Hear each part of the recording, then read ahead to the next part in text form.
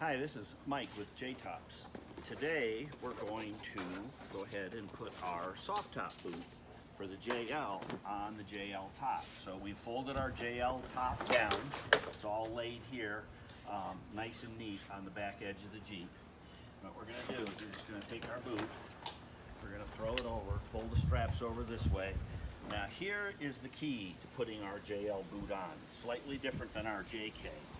On the JL, there is this little slit right here that's between the fabric and the little round nub that has to sit down in the wheel well. We're going to slip our boot into this section right here. And the reason we're doing that is so that we don't pile too much material up underneath this nub that has to sit down in the wheel well, otherwise it's going to force it to be up too high.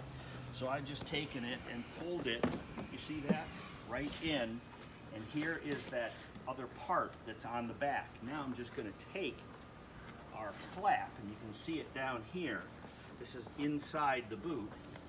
We're going to take that flap, and we're just going to tuck it right up into the back edge of the boot, which is really just that simple.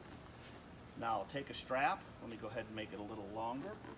Now you want to take your buckle and you want to buckle that in the back there. Same thing here. Keep that tucked. Pull this strap around. You can hear it snap in the back. You can do the same thing with this one. I'm going to make it a little bit longer, so we just flip the compression portion of the buckle open.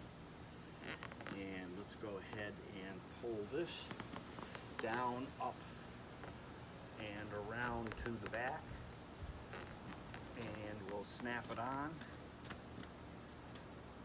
Now all three of our buckles are snapped onto the back.